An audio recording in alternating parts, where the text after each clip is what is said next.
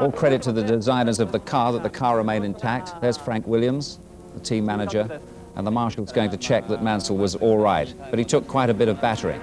Piquet looking on, Alan Prost as well. And it looked as though, if you look at the near side front wheel on the curb, seems to lose contact with the ground there a little bit.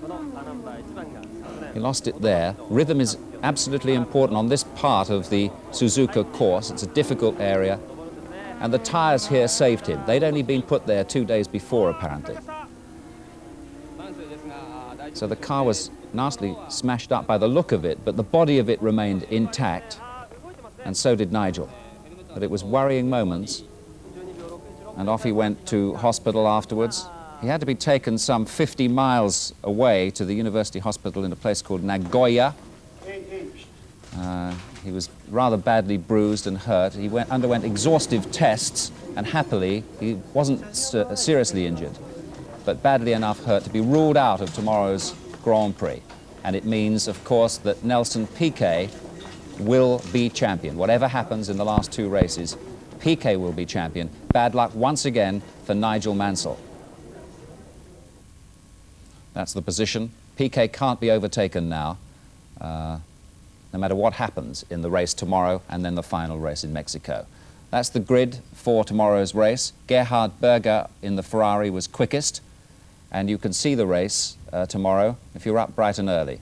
Well, you don't have to be up, watch it in bed, can't you? 7:15 in the morning, and then highlights at 10:05 in the evening.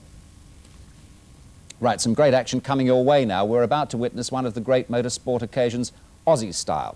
It's the Bathurst race from Down Under. It's a stage of the World Touring Car Championship, 7 hours of racing, 161 laps, and drivers that make Crocodile Dundee look like a chartered accountant. For a quarter of a century, Seven Sports has been making the annual trek to Mount Panorama Bathurst to cover Australia's most prestigious touring car classic. The spectacular, if intimidating, public road course hosted the first 500 back in 1963. Spectators and television viewers well remember the era of the galloping GT Cortinas, the Super Coopers, the Grunt and Go HOs, and those marvellous Monaros. Times have changed, and so too has Mount Panorama. $5 million have been spent upgrading the circuit and facilities. The track now measures 6.213 kilometres and has 3 new corners added to incorporate the new Caltex chase. The World Championship Trail stops at Bathurst today. Ford, Holden, Nissan and BMW are the awesome foursome of the outright class. At stake, the most valued prize of international touring car racing, Australia's very own James Hardie 1000. It was the Hardie's heroes with a difference. No Brocky or last year's pole-winning Nissan, just wall-to-wall Sierras. The roll call told the real story. 7 Cosworth Cuties, a glimmer of a Vimmer, and 2 robust Aussie V8s. 10 seconds away from the start of the James Hardie 1087 World Touring Car Championship. Racing in the 87 Classic and getting away smartly. On the inside was Andy Rouse. Here's Grice making a run. And Perkins down the inside, and Grice looking for it into the first corner. And Ludwig has missed the jump. Needbits, rather. Terrible start from him in car 7. There he is behind Peter McLeod at the mobile car number 10 as the field streaks up Mountain Straight. A dreadful start from Needsvits. Beautiful shots as they head up Mountain Straight, bound for the right-hander at Bridgestone Corner. Andy Rouse, the leader, as they press the top and head towards Bridgestone, the right-hander. Very quick, fast, sweeping right-hander. Madiki to second. There's Perkins and Brock. Johnny Cicotto, car number 42, the BMW M3. Steve Sober got off to a much better start than his Eggenberger teammate Needsvits. Sober in 3rd place. So one of the Texaco cars up there with the front runners, but he's got Alan Grice right on his hammer, followed by Larry Perkins, Peter Brock, and then Neville Crichton. Commodores on the pace as they head to the top of Mount Panorama. Problems there for one of the Shell Sierras, had to back off, could have been Neville Crichton. They head down now towards the Castrol Sand Trap. Andy Rouse leads in the ANZ Banking Sierra. Car number 9 as they sweep beneath. Here's them closing up. Andrew Madeki up into 2nd spot. Steve Soper is 3rd. Alan Grice 4th. Larry Perkins is the next one through. Dropping down now through the S's towards the Dipper. Grice, Perkins and Brock making one heck of a charge up the mountain, but the Sierras have been substantially quicker all week coming down Conrod Straight towards the new Caltex chase. Coming down to Toledo turn for the first time, Andy Rouse of Great Britain. In the ANZ, Banking Sierra will lead them. Andrew Madecki, a brilliant start from the young Port Macquarie driver. And we'll see whether Soper can pull out of the draft now and pass Madecki as they come up to the top of the roller coaster and down for the first time towards Caltex Chase. Here's Soper making his move on the inside. The field goes through. There's an idea of the new look Caltex Chase area. They swing them back towards the Bridgestone Bridge. Here's our track cam, 7 Sport exclusive as the cars go over the top of our camera. And they come down for the completion of the first lap. Here's Soper making a move. Going to put a number on Madecki. That moves him up to second. Rice sits back in fourth, and the Bob Jane T-Mart's Commodore as they complete the first lap of the 87 Classic. There is Dick Johnson in trouble in car number 17. Doesn't appear to be any damage. It looks like he's just rolled off the circuit with some mechanical problem. They sweep through, down beneath the Bridgestone Bridge again to the left-hander coming up. And here comes the move from Steve Soper as he puts one on Andy Rouse and will take the lead. Rouse tucks in behind him. So with 3 completed, Steve Soper of Great Britain and the Texaco Ford Sierra takes over the lead in the James Hardie 1000. Rouse in second and third place held by Andrew Madecki. Let's have a look on our replay of an incident that occurred up here. Larry Perkins. Pop! And I think that's the number 18 Ford Sierra, which was driven by Neville Crichton off the start. He's made up that gap he lost over the top of the mountain and now sits on the bumper of the Texaco Ford Sierra. And here's the Grouse. Rouse making his move down the outside. Can he do it?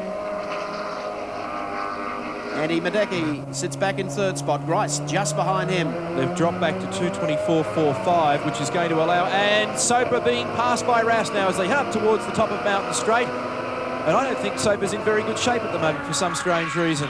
Trying to stay with Rouse, but unable to do so. Rouse really made a lightning move there as they came out of Hell Corner.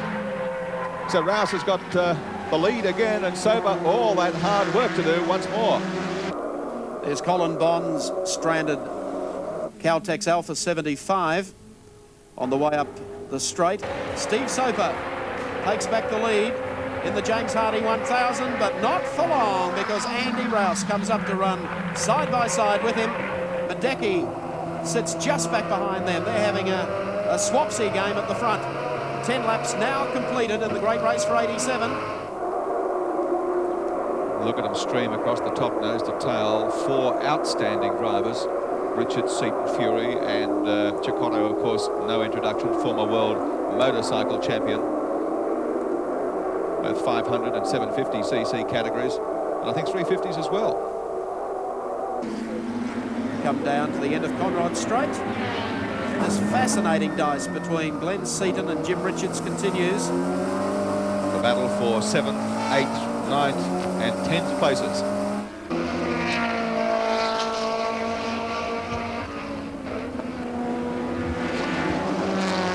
Sweep out on the approach to Mountain Straight again. We'll see whether or not Seaton, if he can make a run at Richards.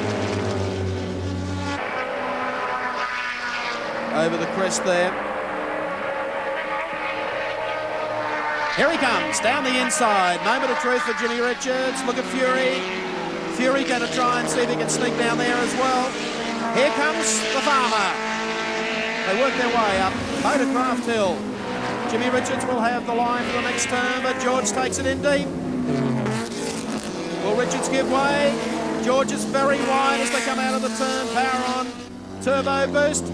Door handle to door handle. And the Nissans get through on the inside of the JPS BMW. Sensational stuff through West End Bend. Soper, Madecki, 1-2, Rouse in third, and then Needsvits in the first of the Eggenberger Texaco cars. That's the man we're watching. Handy Andy getting right here on the bumper of Steve Soper. 7 seconds, 7.2 seconds. Look at this. Madeki goes through on Steve Soper. Soper comes back at him on the outside as they work their way up Mountain Straight. And the Aussie from Port Macquarie is now in front. One guy who we caught early on our replay, this is the lusty Commodore, getting out of shape, and her runch, up she goes, down it comes. It has not been the week for the lusties.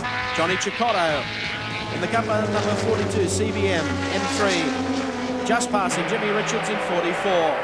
Puts Richards back to 10th spot, Chicotto now to 9th, and his farmer George, and Glenn Seaton dicing just ahead of them. George now goes through. It's been a fantastic scrap for 7th, 8th, 9th and 10th.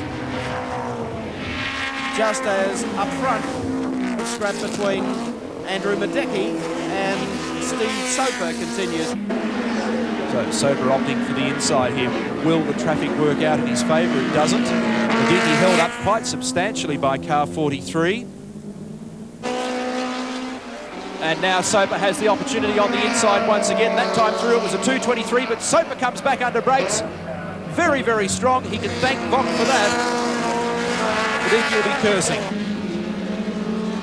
So their times have remained pretty consistent for about the last 60 minutes. In one of the Works BMWs, the all-girl crew, of course, Annette Neverson, partnering Mercedes Sturmich, the former Miss Austria in this car, car 47. They had a lot of trouble with it in qualifying, of course, when Mercedes Sturmich put the car into the wall at the top of Mount Panorama and did a lot of damage. But again, those remarkable young men from the TAFE College assisted, along with the BMW crew, in a rebuild that had them back up and running by lunchtime Friday, just in time for the two girls to put in a qualifying time on Friday afternoon late. And look at this as Madeki closes up through the bottom of Conrod at Murray's Corner, across the start-finish line again to start lap 32. Side by side as they head up towards the left-hander at Hell Corner. And Madeki through again. 2 minutes 23.5 for the leaders on that lap. Still circulating at the same sort of pace. And this is the battle for 3rd and 4th beneath the Bridgestone Bridge, and Rouse is dropping off quite considerably from the leading duo. Yeah, this is the first time I think he's used these tyres actually in a race, and I think he's probably a little bit worried about their duration. This is something that's probably going through his mind. Oh no, he's got a problem. He's got big problems. Big problems for Andy Rouse. And if it's going to happen, that's the worst place it can possibly happen, because he's got to go a complete lap if he was wanting to get to the pits, and I can't see that happening. It's a long way from pit lane, isn't it? Well, Grice gets a free ride through there to move up one notch in the James Hardie 1000. Gricey to 3rd, 1 hour and 15 minutes of racing, and only 10 vehicles on the lead lap. Peter Brock out of the 05 mobile entry, David Parsons in. I have the stopwatch on them. 120 litres of fuel, 4 new tyres. Peter Brock was positioned in 6th prior to this stop. Everything's functioning well at the moment. Car settled off its jacks and fires up and out in a time of 25.08 seconds. That's a very good stop by the mobile team. Hello. Looks like one of the Commodores smoking profusely. Must be Peter Brock. Yeah, yep, it's the Parsons car. Peter Brock, Parsons car. Parsons at the wheel, of course, only having just got in the vehicle. And that looks pretty terminal to me. When you get that sort of smoke, you know that something inside is doing what it ought to. The second Brock entry, the 10 car, is also in the pits at the moment. Peter McLeod getting out of the car and handing over to John Crook. That has happened on lap number 35 when Peter Brock, David Parsons were running 9th on the road. There's Bev Brock. Yes, here we are. 35, Andrew Madeki in the pits, the race leader. And also Steve Soper is in. So the two top cars in the pits simultaneously. So there's Soper, Dieudonné, Pierre Dieudonné now in the car. Soper handing over to him. And more drama as Peter Brock comes in, 05. A 05 car, I mean, of Peter Brock's. David Parsons. And more dramas on the circuit for Alan Grice. Alan Grice limping around the circuit. We believe very, very low on juice. Yeah, this is a sort of a limp-in job as far as Grice is concerned. He's taken it right to the limit as far as juice is concerned. But I don't like the other dials either. Things do not look too happy there. Grice is having a good look himself at the moment. Here he comes, and Richard Hay standing by there to call the action. Take it away, Dick. When Percy, standing right alongside the car, dives into it, Gracie out, Percy in, all four wheels and tyres being changed again. They're going all over the place. The Bauquet Nissan, incidentally, has just left the pits once again. That was gearbox problems with that car, but Gracie strapping Wynne into the car. And it's interesting to note that all of these cars have come in early. They're all about 4 laps early. We were told Gracie would come in at 40 laps. The car started up again, straight out of the pits. And here's the BMW, and out of the car and helping it along. And I wonder whether that is something silly like fuel. And this is the Hardie's Heroes winner, the man who set the fastest time in qualifying for this year's race, Klaus Ludwig, as we see another incident here at the Hill Corner. Round and round goes car 32. The Warren Cullen, Gary Sprague entry. It's really been in the wars. in the wars today. Klaus Ludwig with that brilliant pit stop, according to our charts now, has gone through to take over the lead. Andrew Madecki in second spot. Steve Soper in third. So Sierra's still 1, 2, 3. Oh, now a replay for you. This incident at the top of the hill with one of the BMWs, That's number Cicotto. 42. Johnny Cicotto having an anxious moment as he tapped a slower car. And only seconds ago, Lucio Cesario in the number 57 Caltex Alpha has gone off in the S's. The car was running 38th in the field. Let's have a look at the replay. You can see exactly what happened. Oh, launched it. Straight through the curb. Missed it completely. Creases it twice against the concrete wall. And the car is now out. And for the first time in the James Hardie Classic, a pace car comes onto the circuit. And the pace car will now wait until the race leader forms up behind.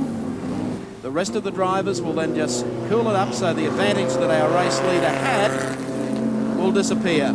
And it looks like, his 47 is in trouble. The girls, Meverson and Sturmitz. And that's Annette Meverson at the wheel at the moment, with the white helmet on. Well, I see the situation now is the pace car has moved away and the race is back on. Would you at all like to have a chat with Wynne? Because we can probably arrange it for you through our Bob Jane race cam. Wynne Percy, what's the situation at the moment? Well, I believe the situation is that we should stay behind the file for 1 lap after the flashing lights go off. Your guys are now displaying green flags. Now, I don't really want to take the risk of overtaking. That's the problem. Yeah, with green flags, it's got to mean go, though, Wynne. For sure? Yes, sir. OK, I'm going. Go for it, Winnie. Well, that's the best cue I've ever seen. When the boss says go for it, you can get stuck into it. Well, we'll find out.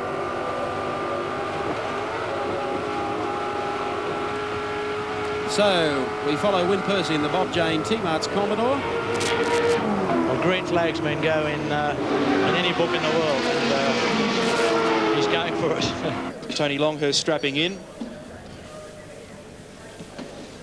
49 seconds, this is precious time. You cannot afford to lose 10 seconds in a race like this. Now, what is going on here, Gracie?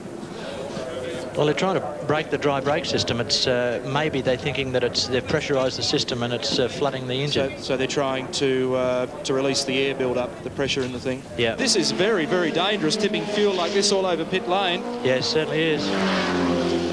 They were going so well because they had managed to catch and pass the Johnny Cicotto CBM BMW M3. Tony Longhurst now rejoins the race. Thanks for your comments, Alan. Thanks for dropping by, and I hope all goes well for you this afternoon. Meanwhile, the second Brock Commodore the only surviving car. And Brock, is it? Yes, Peter Brock getting into the car. Brock says, I'm ready. And he's off, Peter Brock. So the 8 times James Hardie winner rejoins the field. Was in 6th place when he went into the pits, and I don't think he'd have lost that much ground there. With Klaus Ludwig, the man who stole pole position for this race yesterday with an absolute blistering 2:16 plus, and of course elected not to run the first part of this race. Stepped in on the first pit stop. He's out in front and doing it very comfortably indeed. Meantime, while that was happening on our replay, let's have a look at the Phil Ward Mercedes 190. He's had an adventuresome couple of days up here, Phil. Lyndon Reithmuller, his co-driver. Limping down towards the pit area. One of the Nissans going straight past. Coming down to Caltex Chase, I should say. It's a long way yet to get to the pit lane. Klaus Ludwig behind the wheel, the man who set fastest time. His co-driver, Klaus Niedwitz, started the race. Handed over to Ludwig. They were flying up front, had a commanding lead in the race, but have got some problem and are making their way very slowly back to the pits. Driver change coming up here too.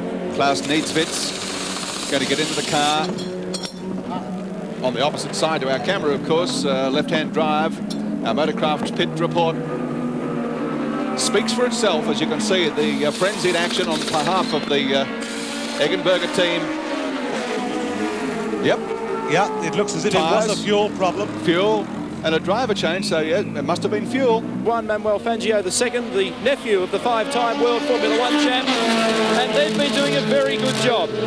Consistent, smooth, sure, and at the moment, I'd say they're looking at quite a reasonable finish in the top 10. Gary Brabham has come to terms with this type of racing quite quickly. Fangio now pulls the car out of the pits in a time of 50 seconds. Meanwhile, at the top of Mount Panorama, Wyn Percy is just trying to limp around, heading back to pit lane.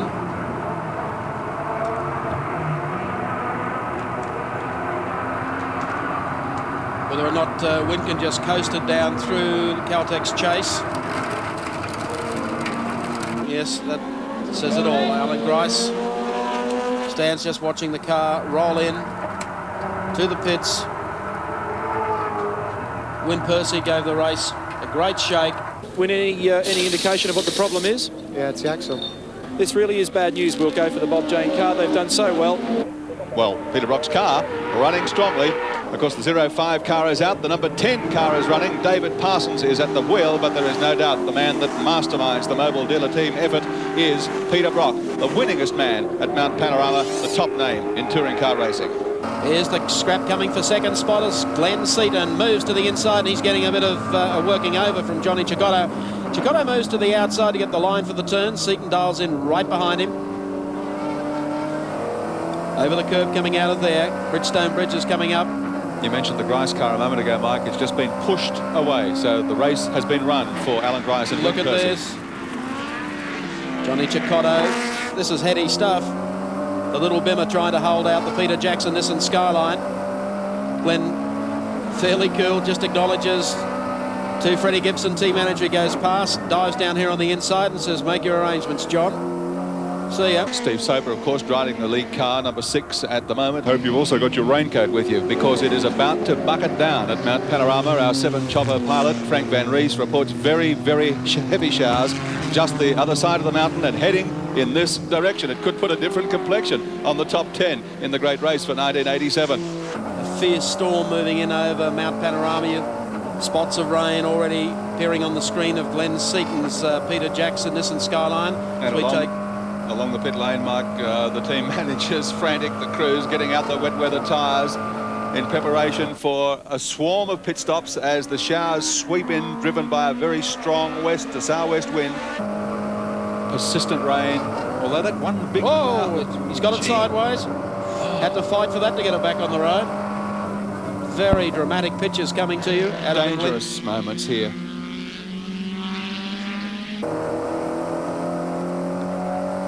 Now, if he's having problem with the turbo Nissan, you can imagine the strife that Steve Soper is having with wheel spin in the Sierra. Every time they change gear. Oh, goodness. Oh, I used to drive a go-kart. He's as safe as the Bank of England. Well, I hope you're right. He's one of the good old boys from karting, Glenn. Hope you're right for Frank Gibson's sake. Oh, don't prove me wrong, Glenn.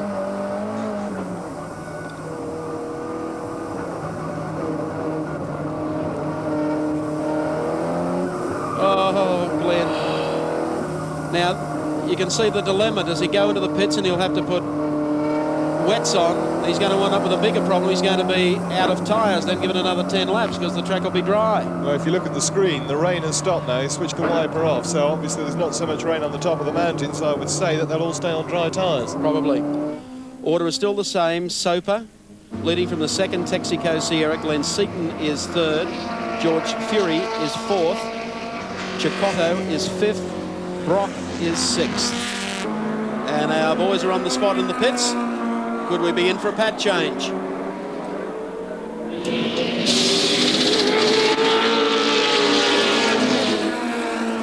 Doesn't seem so. Change of tyres, change of driver.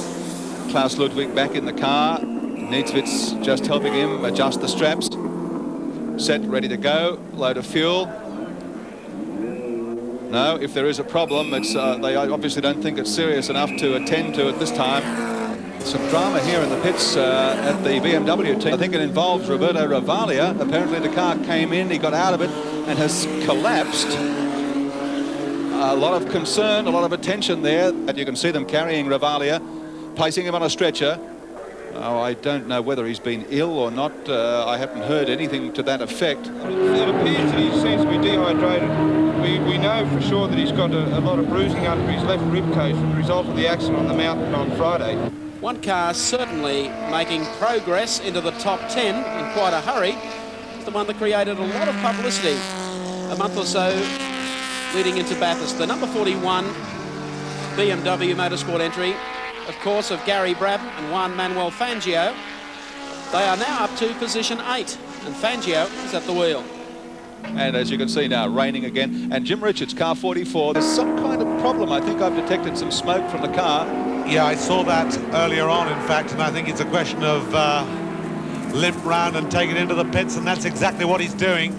So Jim Richards, I think, may very well be in for a longish stop. Running 7th. Richards comes in. And this is really going to be a test here for the final hour of the World Touring Car Championship round. 12 seconds gone, and it is torrential down here at the moment. The rain's driving sideways, freezing cold. Steve Soper still in the car, Pierre Dieudonné standing by, and the track is now very, very wet, and it's gale force.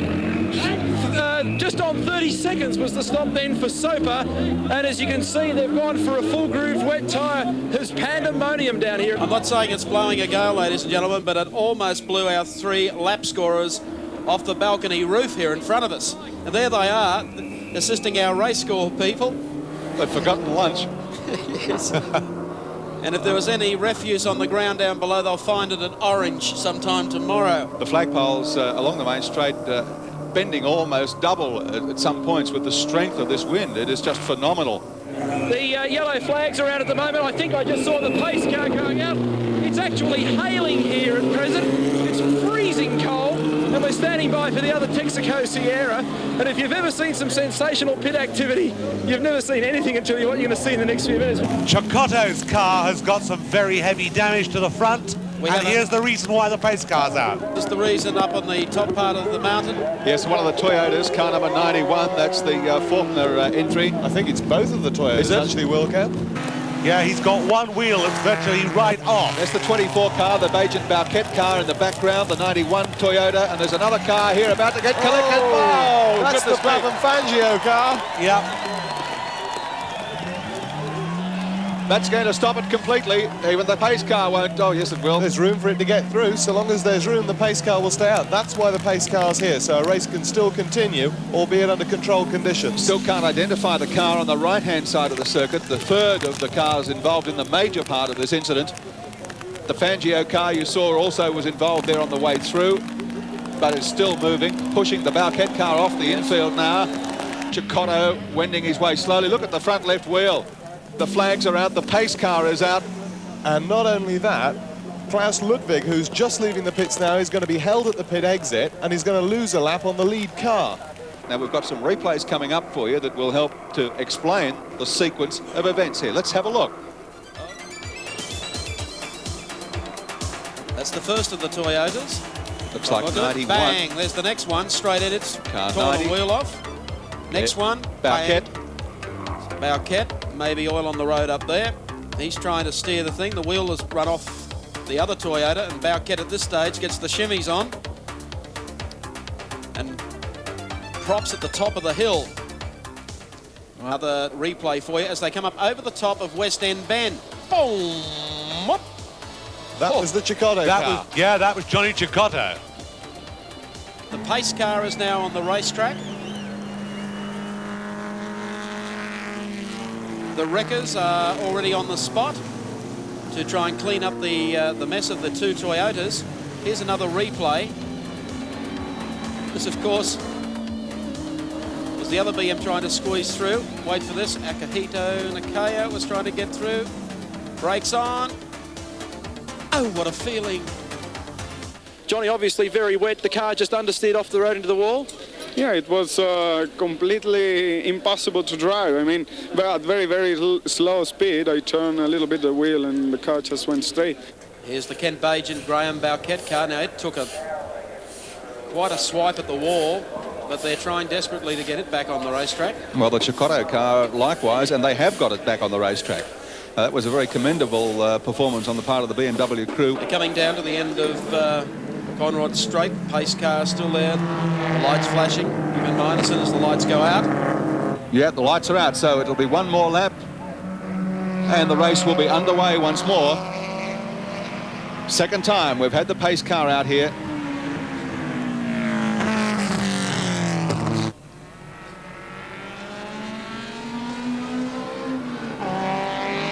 There we go.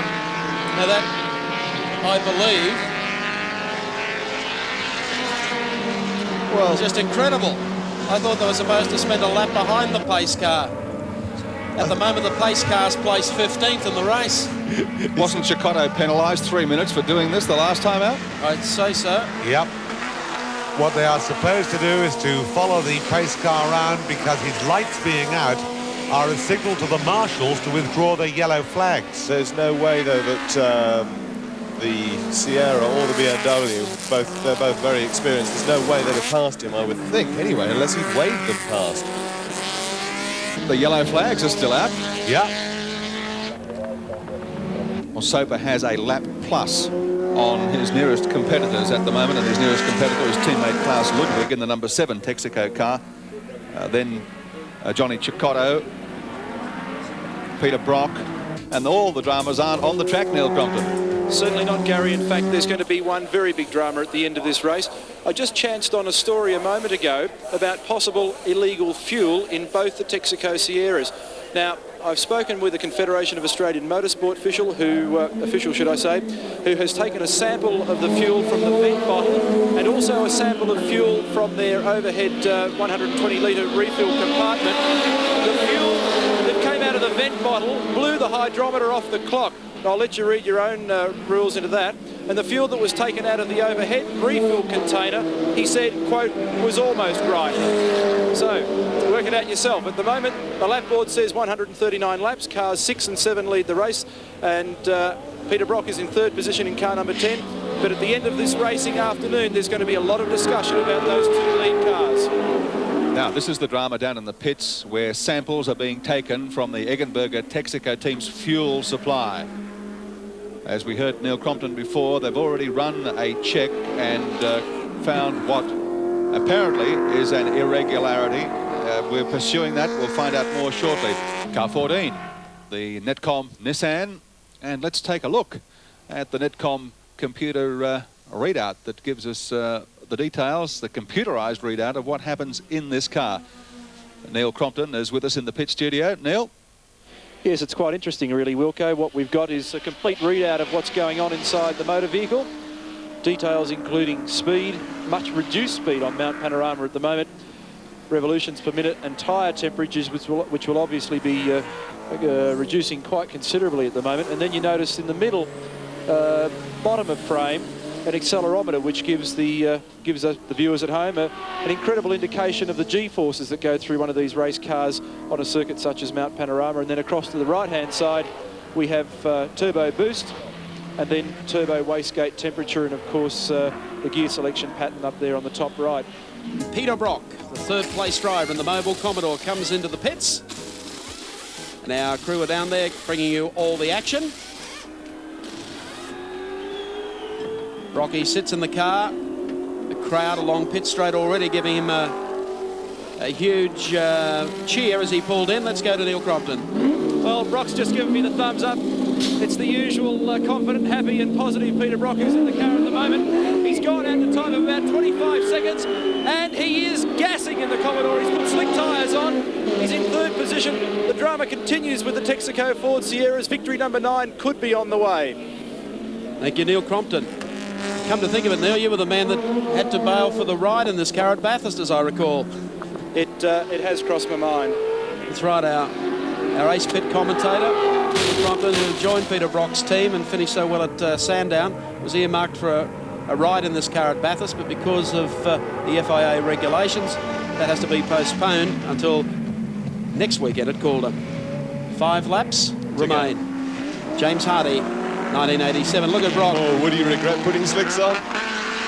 Yeah, I think he's made a slight misjudgment there because the track is still very greasy, very slippery off line. It does have a very he could get himself into great problems if he doesn't watch it. Well, he's got to get heat into the tyres first of all. Look at it skating out of here. Sort of thing you'd hope to see on the clay somewhere. Phil Christensen joins us.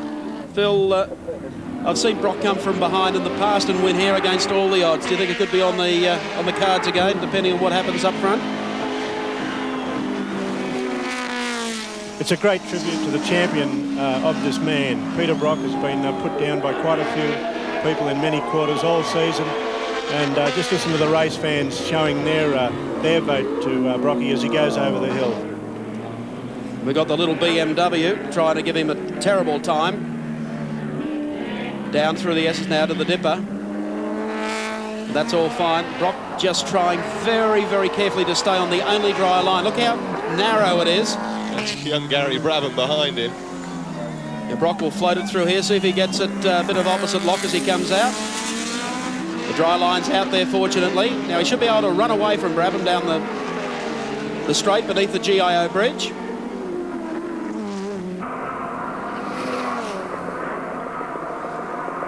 And Brock really giving the Mobile Commodore what for as he heads down to Caltex Chase. A remarkable performance. There's Rudy Eggenberger on the right with the headset on, talking to his driver. Everyone ready to congratulate Rudy. Rudy doesn't smile all that much. Okay, this great scrap continues. Here's the BMW, the Fangio, Brabham, and here's Brocky. Yeah, that was quite funny because the BMW got past him and Brocky immediately decided he got the power and moved out right in front of the Sierra. And the BMW is going to nip and tuck here on the inside, but he has to give way to that and see what happens going up the hill. Brocky sideways comes out of Motorcraft. Don't think Steve Saber was too impressed by all that.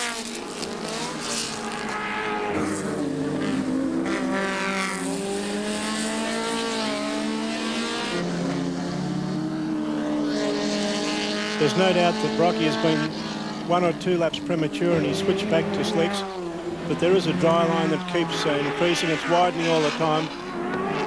Here's the last lap board now for young Britain Steve Soper as he takes out on the last lap around Mount Panorama for the James Hardie 1000 1987. Still a 2-lap advantage over teammate Klaus Ludwig. There has been some controversy regarding the cars, as reported by Neil Crompton from the pits today. There are the fans giving him a tremendous cheer as Soper sweeps across. Heads down to the right-hander, down to the S's.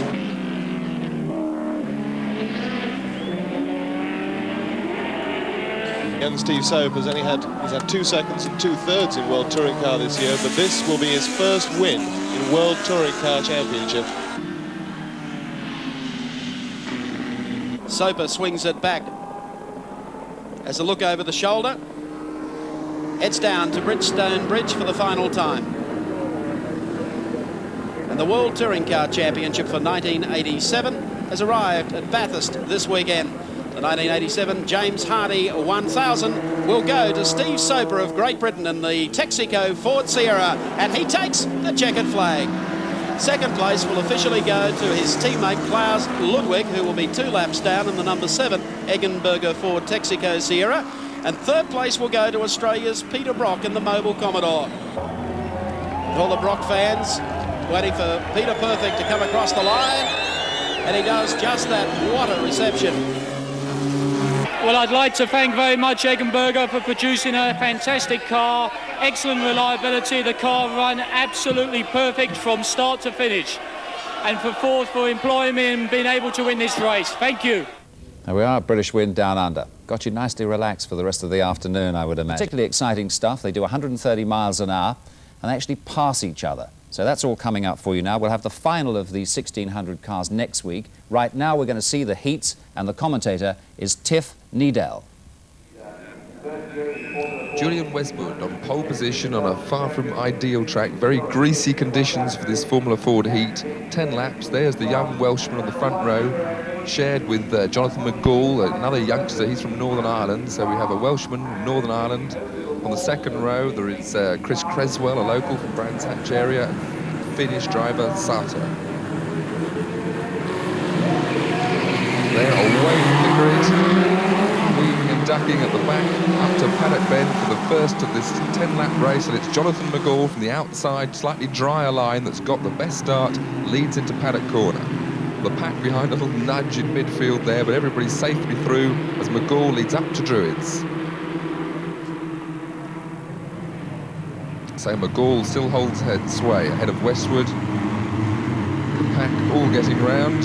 Very, very greasy. There's beginning to be a little bit of a dry line. You can actually see the dry line there with a bit more grip, but any overtaking manoeuvre on the slightly wetter track makes for tricky conditions.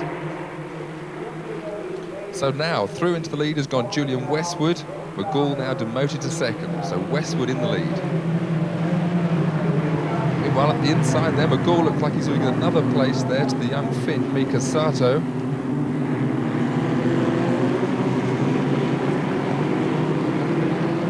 Streaming through clearways. Everybody's safely through, wanted to progress to the next round of this Formula Ford Festival. And it's Julian Westwood, the young Welshman, out front. McGall now back into second place with Finn Sato in third.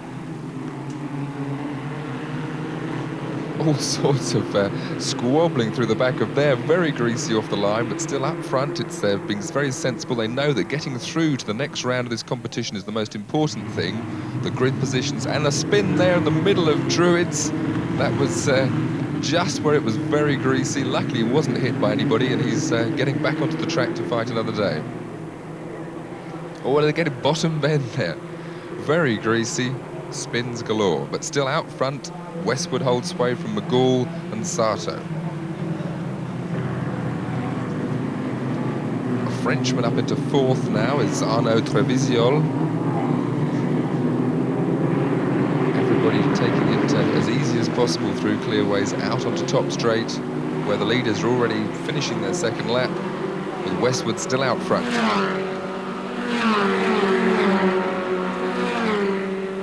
Jonathan McGall now beginning to mount a challenge. He's pulling away slightly from Mika Sato, the Finnish driver, who's in third in the yellow Van Diemen, but it's out front, Julian Westwood leading from McGall. A battle beginning to warm up for fourth place between Trevisiol, the Frenchman, and Pedro Schaub, who was the '86 Portuguese champion, who's now racing over this country.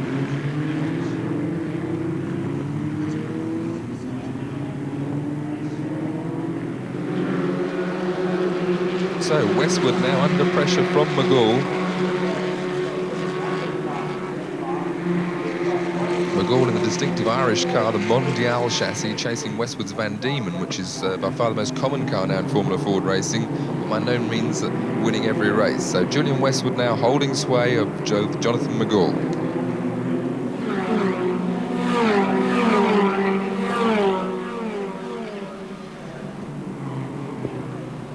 there. McGall definitely quicker through Paddock Hill corner. That's the place he's closest, and you have to watch up at Druids. Also very hectic dice building up for 4th place behind these two. So Westwood there holding sway, but the dice there for 4th between, on the inside, Trevisiol, the Frenchman, who we haven't seen much racing over in England, and Pedro Charvet, who was the Portuguese champion, as I've said, in '86, but has spent a season over here racing in the British Championship, which is the way so many of the foreign drivers go.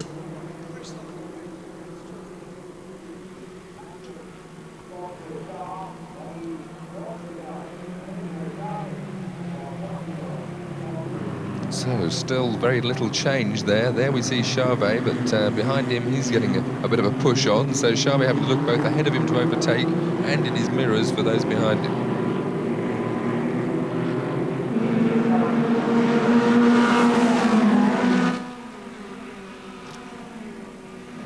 Again, Westwood there. Jonathan McGall there, it's his closest position. Jonathan knows he's not under pressure really to overtake here. He's having a look up the inside now for Druids. He's half there. Whether he'll get through, he's looking. Westwood realising it was a bit too late to close the door, and there was a very clean and sensible overtaking manoeuvre that we probably won't see later in the competition. But at that stage, Westwood was happy to let McGall through. He had the line on him, and now we have a new leader getting on to halfway through this heat. Meanwhile, spinning again, another rotation there. And the leader's gone there. We just caught a glimpse of McGall spinning. Westwood missed him, but Miko Sato's gone through into the lead, but McGall has survived. All wheels appear to be pointing in the right direction. He shouldn't qualify. There's the first 13 will go through to the quarterfinals of each of these heats. And McGall now will be cursing himself having thrown away that lead which he'd only just got. So halfway through, the Finn, Mika Sato, is now leading from Julian Westwood, the young Welshman, who will be hopefully determined not to see another mistake like that right in front of him.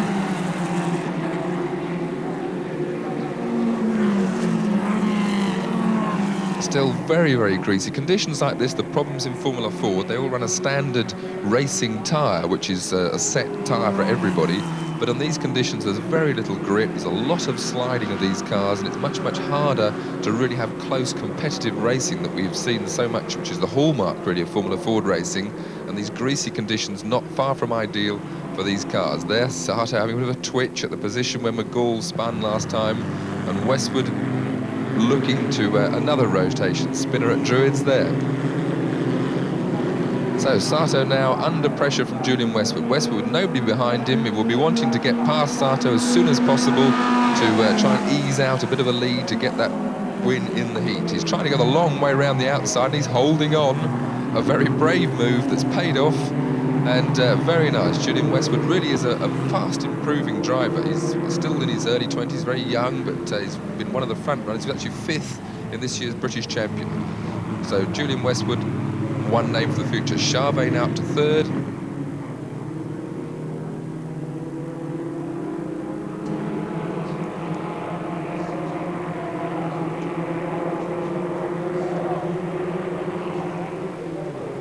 So yellow flags denoting another spinner, but our leaders have got safely through. So it's Westwood from Sato and Charvet. Dice there hotting up again for 4th place. This time it's Trevisiol holding off the young Richard Reynolds, who was 2nd in the junior championship, so he's one of the junior boys moving up into the senior level at the moment.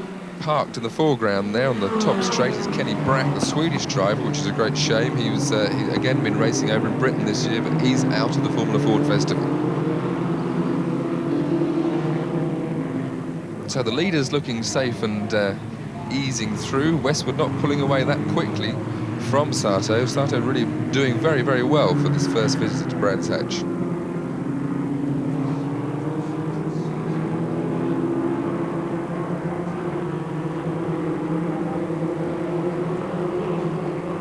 So Westwood holding sway up front. Everybody taking it easy. Very, very good back bar. We've seen him spin a couple of times in this race so far, and he's certainly making sure he doesn't take off the back markers. That's very good driving, really. He obviously wants to try and qualify. If only 13 cars finish, then Piers Muir will qualify. So he's being sensible, keeping out of the way of any trouble. And certainly not disturbing the leaders, who now move on. Charvet now safe in 3rd. There we see him, a former Portuguese champion.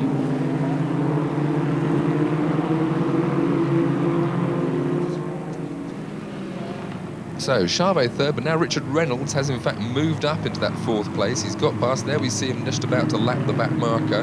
He's got past the Frenchman Trevisiol, and certainly Reynolds, who was 9th on the grid, has moved up very impressively and very steadily in this heat. He's now hoped to maybe get Charvet in the next 2 laps, which will help that grid position. McGall now has recovered to about 6th, so he also won't be too far down the grid in his quarter-final. But Westwood's not pulling away at all from Sato. He's got to be careful here that Sato doesn't slip up the inside. But very, very greasy. You can see the cars, the drivers trying to get the traction down onto the track, the back twitching away as the wheels spin. But Westwood, starting the last lap in the lead, looks fairly safe and steady. Chavez has closed in 3rd place and is probably safe from Richard Reynolds' charge. And certainly Chavez looks like he fancies another place before the end of this lap.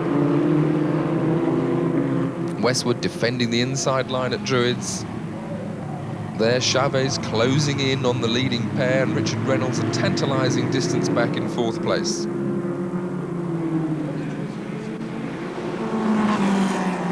There, all Westwood leaving a little bit of an inch. Sato, I don't think, is really the place to overtake, but it's pushed Westwood wide and could well reap dividends. Westwood there was almost playing it too safe, and Sato slipped through to lead this heat, which is going to give him the better position on the grid for the quarter-final.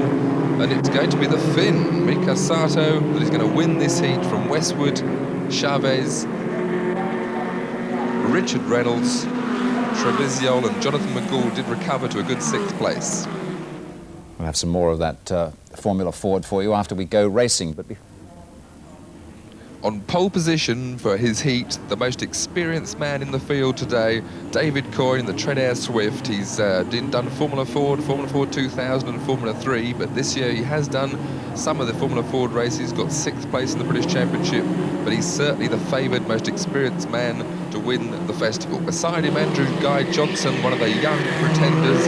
He's leading the Brands Hatch Championship at the moment, based at this circuit alone, and he's certainly matching Coyne up to paddock, but Coyne has got the inside line, and he looks like he's going to be holding the lead. Around the outside, Colin Lees tries a very brave and bold move, but everybody's safely through paddock and up to Druids Hill Bend, where Coyne leads. Still conditions very, very greasy indeed. The dry line is beginning to appear more and more, but still offline, it's very, very greasy. So Coyne already pulling away, with Andrew Guy Johnson now having his mirrors full of Carl Frahm, a young Belgian, 2nd in the Belgium Championship there, now lying 3rd is Van Diepen. And up to 4th is a very good Mark Salter, another Brands Hatch regular. And again, everybody easing through, a bit of a twitch up the inside midfield. Still scrabbling for grip offline, these Formula Fords and their skinny tyres, but Coyne, very impressive, pulling away in his heat as much as Eddie Irvine did in an earlier heat. And there, Frahm through into 2nd place from Guy Johnson, who rather left the door open there, and he might regret that, but Frahm certainly looking one of the most impressive of the foreigners arriving for the festival.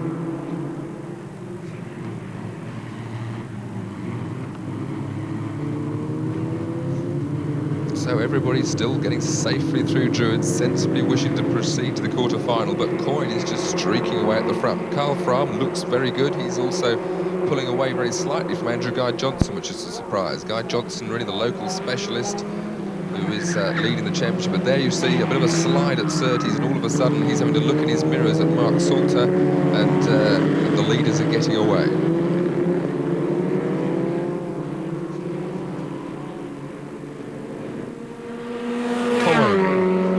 In the lead, Frahm 2nd, Guy Johnson now safeish 3rd. There's a bit of a hectic battle for 4th there between Salter and Colin Lees in the Mondial. All safely through paddock and going up the hill. Behind Colin Lees is the French Championship contender Jean-Luc Palisse, who was actually 2nd in the French Championship. So a fair old scrap here from 4th, 5th, 6th, but Colin Lees now is the proud owner of 4th place. He's made a move forward, whereas Mark Salter's been bumped back to 6th. And in fact, it's Jean-Luc Palisse is the man who has popped into 4th, 5th. So there, Guy Johnson now under pressure from Colin Lees. 5th place, Jean-Luc Palisse, then 6th, Salter.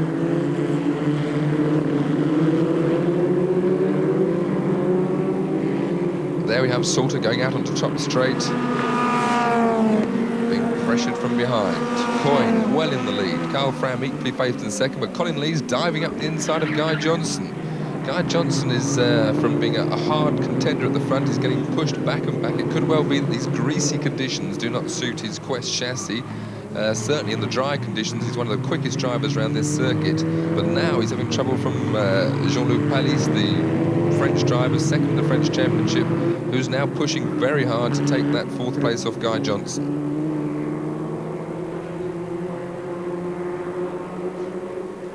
Coyne, Fram, Lees, then Guy Johnson still holding that 4th place from Pallis.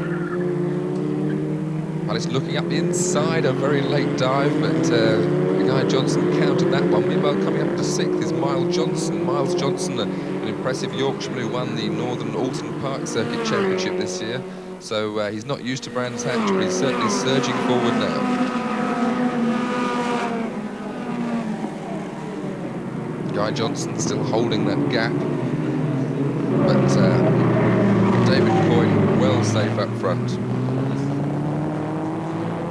There's the battle. Colin Lee's now, but there we have the Frenchman is through, so Andrew Guy Johnson moves down another place to 5th now.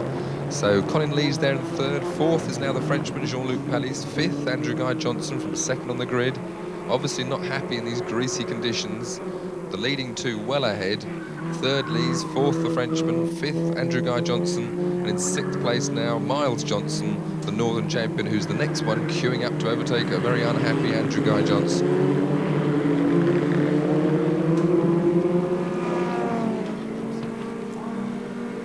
So the battle really in the back is Guy Johnson, who's next to get by. It's Miles Johnson right in the slipstream as they go up to paddock there. Guy Johnson looks down the inside and through he goes. So Andrew Guy Johnson goes back another place to 6th. In fact, the dry lining that was appearing is beginning to get covered now. There's a little bit of drizzle coming down. It's a very drizzly morning at Brands Hatch, and the track now unfortunately getting a bit wetter, but Lees ahead. Jean-Luc Pallis there in 4th, looking to move towards Colin Lees, the Irishman. But this lead out front for Formula Ford standards just shows how in these tricky conditions, if your car is set more for the dry than the wet, and like Andrew Guy Johnson's I should imagine is, you can quickly fall back there to 6th place.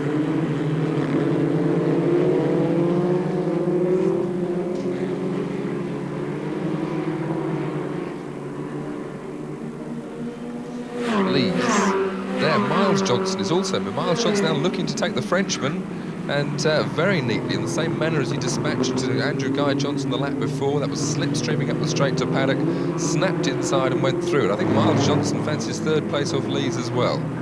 So Colin Lees will have to look out, but in the background, poor Andrew Guy Johnson has just lost another place and has been pushed down to 7th, it must be now, by Pedro Pereira. Coyne well clear, Fram equally safe in 2nd. But now the battle really is for 3rd. Miles Johnson now will be thinking about those overtaking manoeuvres at paddock on the previous 2 laps. He'll try to get through clearways here as neatly as possible, moving now right into Colin Lees' gearbox. He's probably too far behind, in fact, and a little bit of a slip and a slide, and instead of him moving forward, he's got a lot of trouble there from the Frenchman looking to get his nose up the inside. And in fact, the Pedro Pereira is also having a look to squabble the whole lot up. So a real gaggle now for 4th place, a good Formula Ford dice.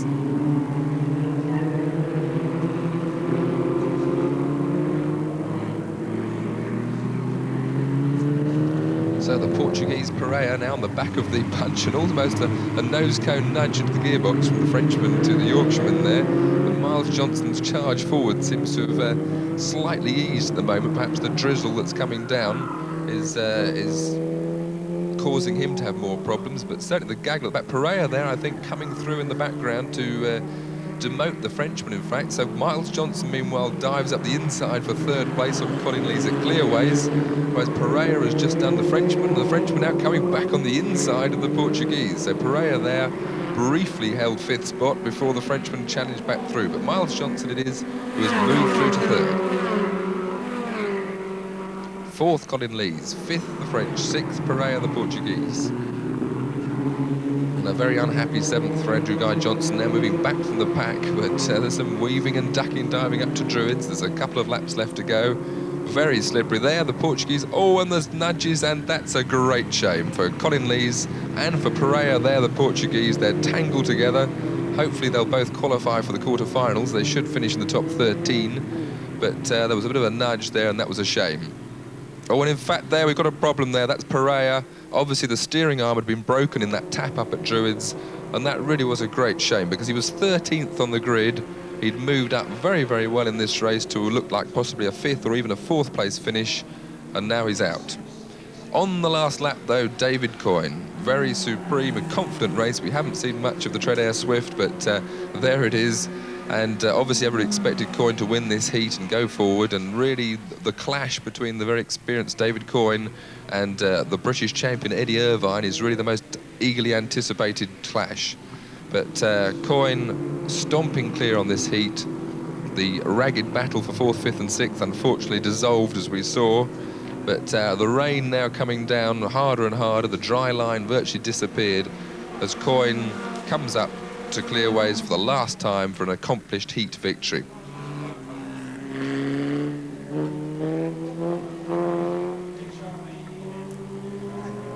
So David Coyne adds yet another Formula Ford victory to his long, long list of past successes. Success for the Swift car.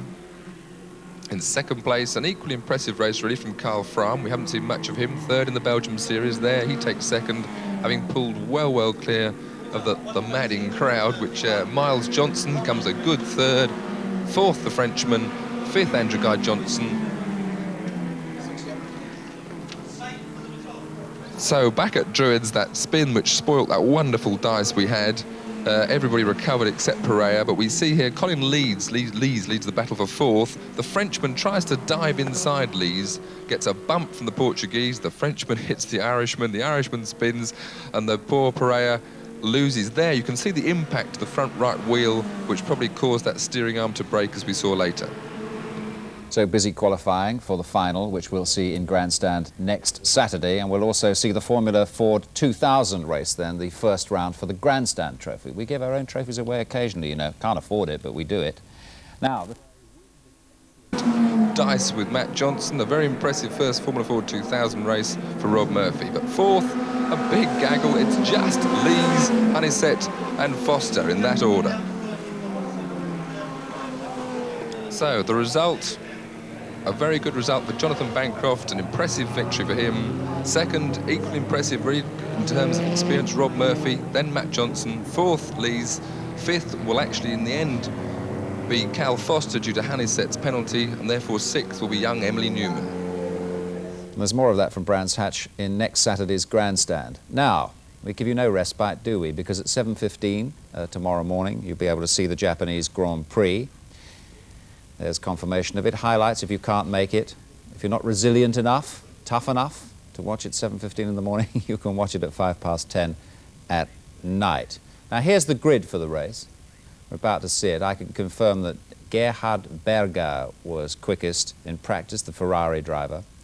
Alain Prost in 2nd place. And of course Nigel Mansell takes no part in the race.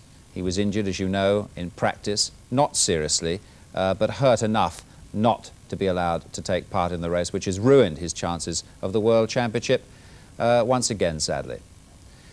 Champion-elect really is Nelson Piquet. He will be confirmed in due course because nobody can now catch him with Mansell out of things. But I'm sure you want to watch the race sometime tomorrow, and then there's one more Grand Prix after that as well. Now, as far as cricket is concerned, India beat New Zealand in the early hours of this morning, our time. So this is the semi-final situation in the World Cup. England will now play them, and Pakistan, of course, play Australia. Both matches will be on television for you, on BBC One and BBC Two respectively, as you see there. And you'll see the whole of the England-India match, if you would like to, from 3:25 a.m. on that day. That's Thursday of next week. Now, if you were expecting to see some squash at this moment in time, as the Americans say, well, the reason that you haven't been over the last few minutes is simply that Pakistan have retained the world team title by beating New Zealand this afternoon. But for you squash enthusiasts, we're going to bring you a little bit more action right now. Although the match is over, as such, the greatest player in squash in recent years has been Jahangir Khan. He lost his individual world title last week, but let's show you the kind of play that he can produce now in his match against Stuart Davenport of New Zealand, second game. Well, only 1 point on the board. It's to Pakistan and 1 game to love in the lead. Best of 5 games.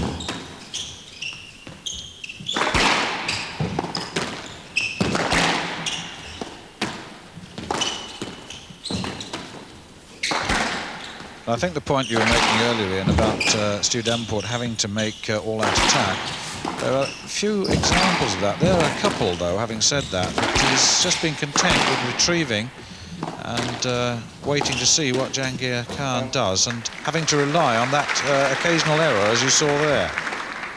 And don't. He's got to be, I think, a little bit more positive about it, and to take on board the fact that he has got to try to control the rhythm and the pace of this game. Very difficult to do, it's easy to say.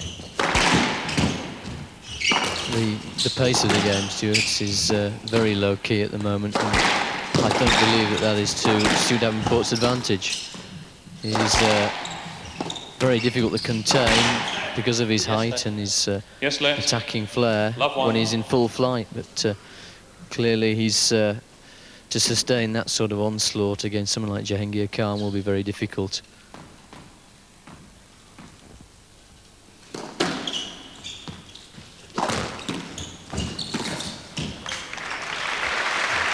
Yes, that was nice. Davenport caught his man in the back court and gives himself a point, 1 point each. Oh, and immediately follows it with the error. It was sloppy, and he will know that.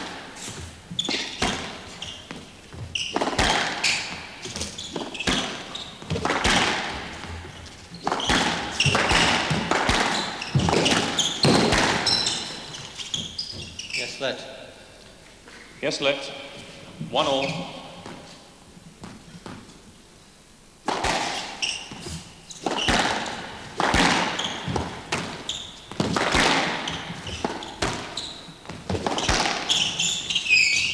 Let. Yes, let. 1-all.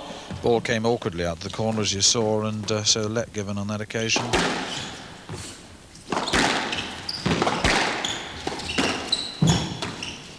Lovely drop shots by Stu Davenport, straight and cross court, but Jahangir is so quick and responds with his own drop shot.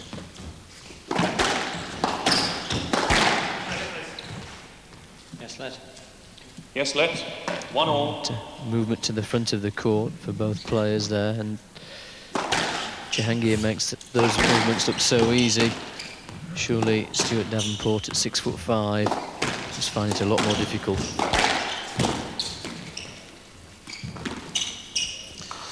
Well, I don't think he would have got to that. 2-1. Beautiful backhand drop shot and textbook stroke.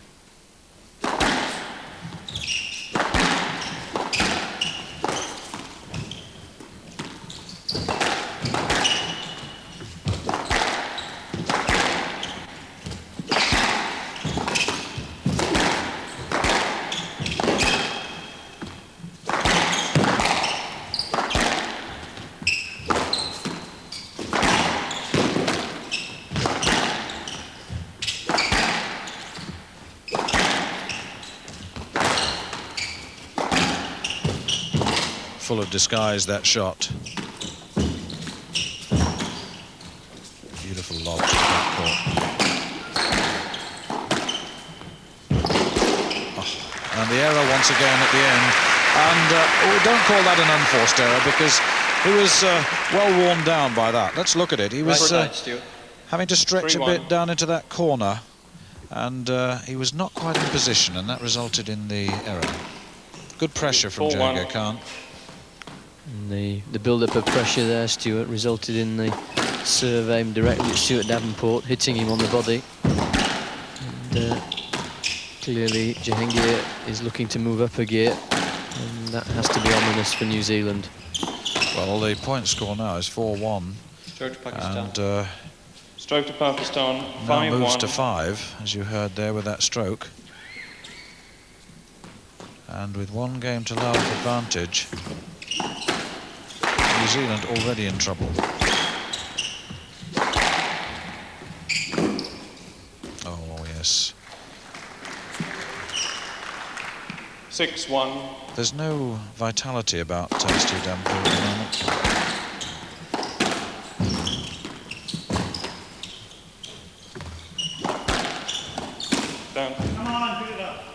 I think Stuart Davenport's at a loss now for the right tactical approach to this match.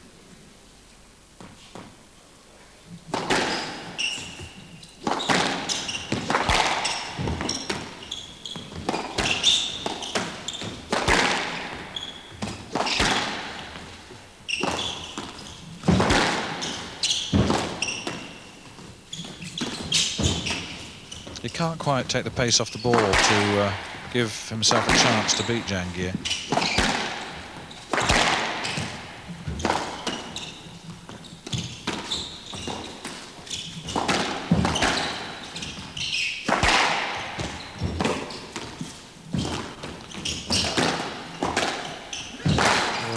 Jahangir's got all the answers there. There's no doubt about it. Stuart gave it his best shot, but every winner he attempted, Jahangir returned with interest. 8-1, game ball. Well, a chance now to take Pakistan 2 games to love in the lead in this first match of 3. Oh, I say, total disguise, and really it was a desperate looking Stuart Davenport, and a lot of work has to be done now in that corner to give New Zealand any chance at all of coming back. But I wonder whether even the coaches of New Zealand consider that that is now a possibility, let alone a probability. They weren't. Love all. So the important 3rd game, important for New Zealand, because unless they win it, then Pakistan have a 1-match to love advantage. And that would be very nice indeed, with still Jahangir Khan, the world champion, to come. But there was a sort of look of resignation about Stuart Davenport as he sat on the chair during the interval, and no real hurry from the coaches at all to get to him. I think there was a resignation on their part too, and really he needed lifting. Psychologically he's down, and of course fatigue factor increases. The more you feel that you're tired, the more you are tired. And the relentless pressure being put onto him by Jahangir Khan, who has brought a real purpose to this match on behalf of Pakistan.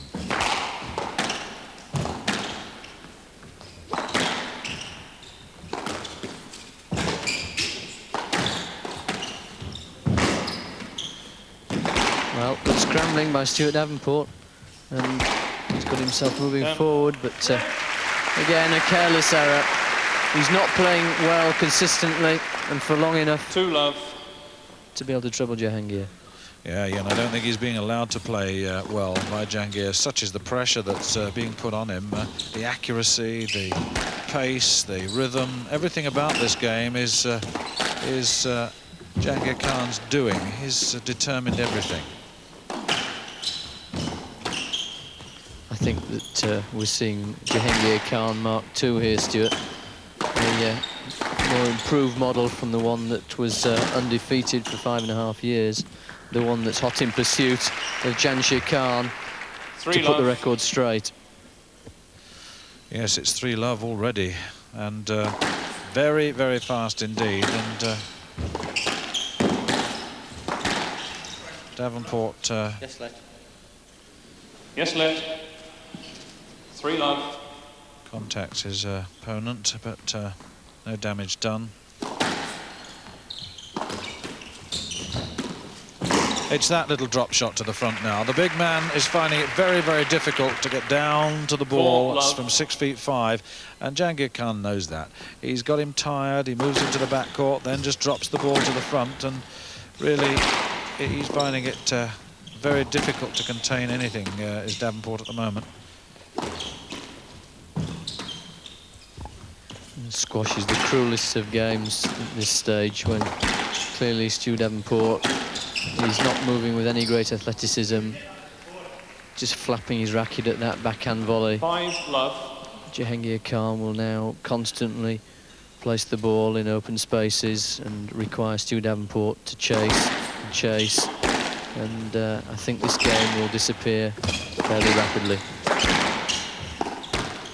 In fact, I think one would be more accurate to describe it as a demonstration, really, of from Jahangir Khan. He has taken on the task right from the beginning and never looked to be troubled, really. He was just slowed down a little bit in the first game, but since then, well...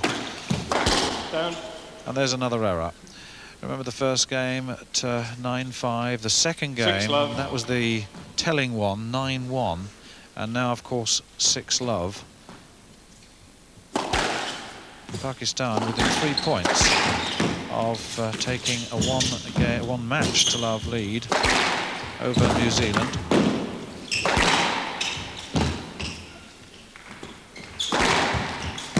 Well, there's a great exhibition of how to play the rally in squash rackets. Jahangir Khan constantly hitting the ball to the corners where Stuart Davenport wasn't. Perfect example for any aspiring squash player. So, just to remind you, 7-love. Oh, that was good. Just for once. It came off the front wall and into the nick. Love 7. And Davenport gets a chance to score some points with service. The first serves of this game, and that, I think, tells the story.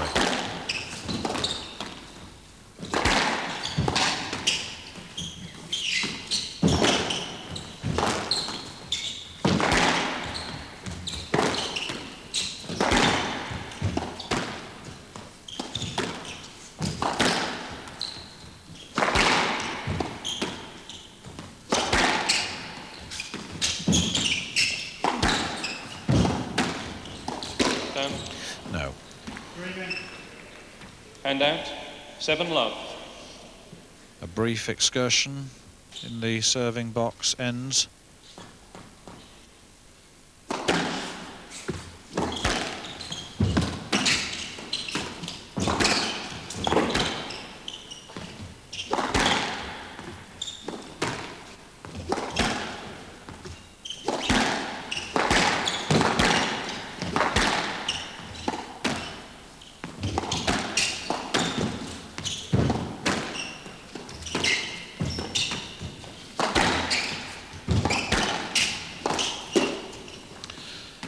Well, now within 1 point 8-love. Match ball. Taking this match. Untroubled, confident, and businesslike.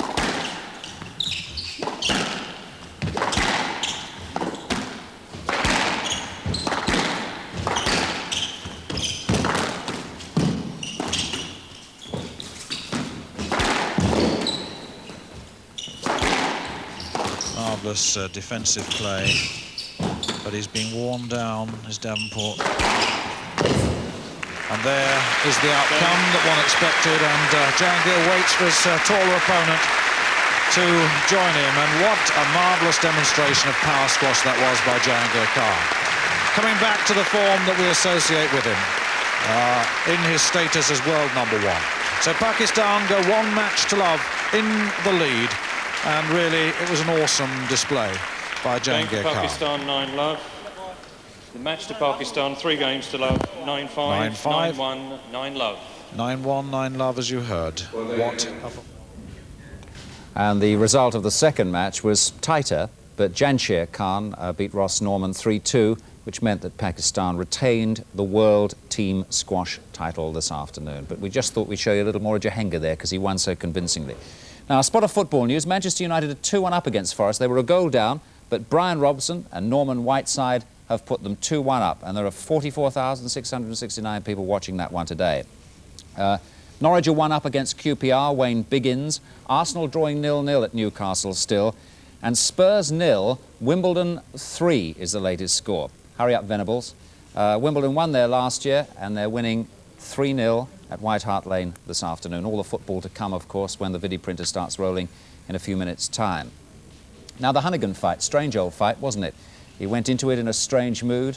His hands weren't right. He kept switching from orthodox to southpaw, then the headbutt. Then he got deducted that strange point, despite the fact it was an accidental headbutt. A strange rule indeed, that, by the WBC. But judge for yourself about the fight once again now. We're going to show you the highlights of it. Hunnigan against Jorge Vaca, and we pick it up in round 2. Round 2.